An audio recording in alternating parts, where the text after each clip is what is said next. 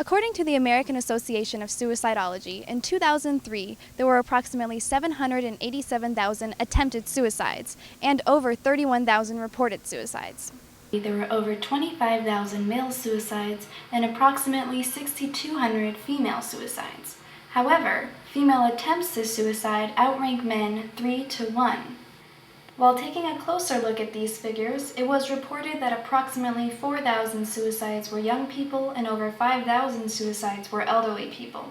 Of the total 31,484 reported suicides, over 28,000 were white and 3,000 were non-white. Recently, UCSC has had to deal with the reality of these statistics. Denton obtained her bachelor's, master's, and doctorate in electrical engineering from the Massachusetts Institute of Technology. She went on to teach at several universities, and in 1996, Denton became one of the first women to hold the position as Dean of the College of Engineering at the University of Washington. Chancellor Denton died on June 24, 2006. Unfortunately, at the time of her death, Denton was on medical leave. Denton's mother stated that Denise was, quote, very depressed, unquote, about her public and personal life.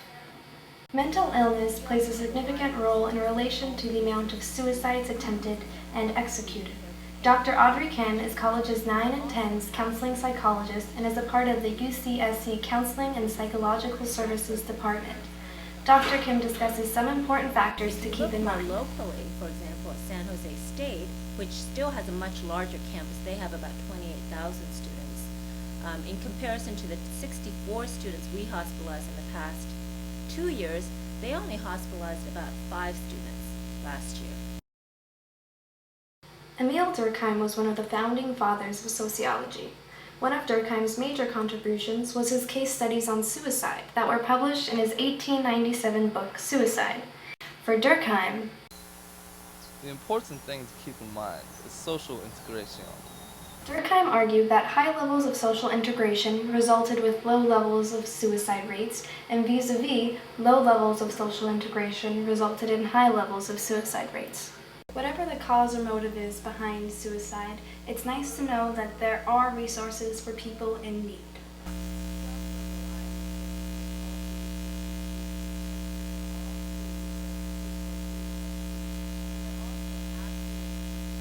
For more information on UCSC services, check out their webpage at www.ucsc.edu/council.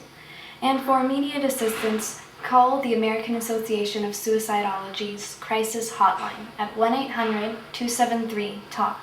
I'm Mona Lisa Noor for Banana Slug News. Back to you in the studio. Thank you, Mona Lisa. There definitely are a variety of resources for just about whatever ails you. Indeed. Voters who have not had a chance to register for the November 7th, 2006 general election have until 5 p.m. on Monday, October 23rd to complete a voter registration card and return it to the Santa Cruz County Elections Department. If mailed, voter registration cards must be postmarked no later than October 23rd. For more information, you can go to the link below. Exercise your right, unless you are a felon, and vote. For those of you wondering when the campus's next Harvest Festival is, you will be sad to find out that it has come and gone. Fortunately for you, our very own Frank Nunez was on the scene to bring us some highlights. Frank?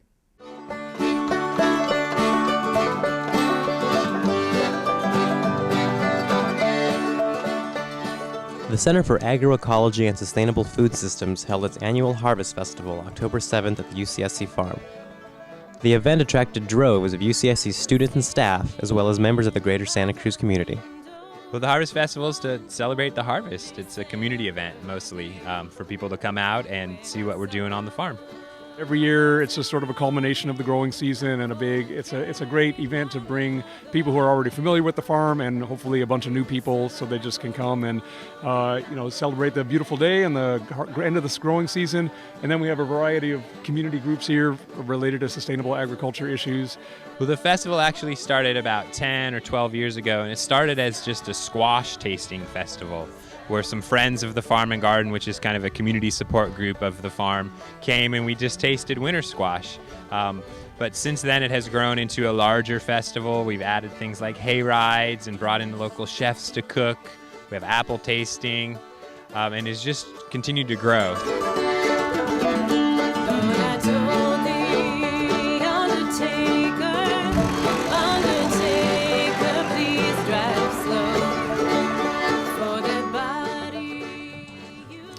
In addition to food, fun, and dance, this year's Harvest Festival highlighted several programs centered around agriculture and sustainable living.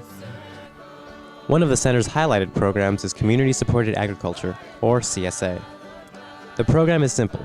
Participants pay a fee ranging from $10 to $30 a week, and in turn receive fresh produce from local farms. Most CSA projects offer a mix of 8 to 12 types of vegetables, herbs, and fruits per week.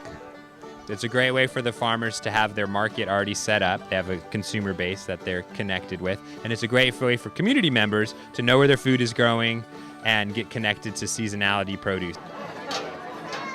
And what we do is we work with cooperative coffee growers in Mexico and Central America, and it's Fair Trade Direct. The fair trade price is about $1.26, and that's their guaranteed price. But we work directly to link our cooperative farmers with their consumers. So we get about $3 per pound of coffee versus the $1.26. We send interns down to the cooperatives, especially in Costa Rica.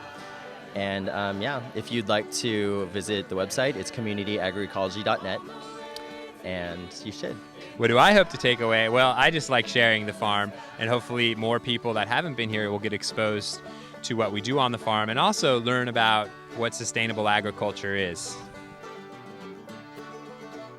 For more information on sustainable living and other farm events, you can log on to www.lifelab.org. I'm Frank Nunez reporting for Banana Slug News. Back to you in the studio.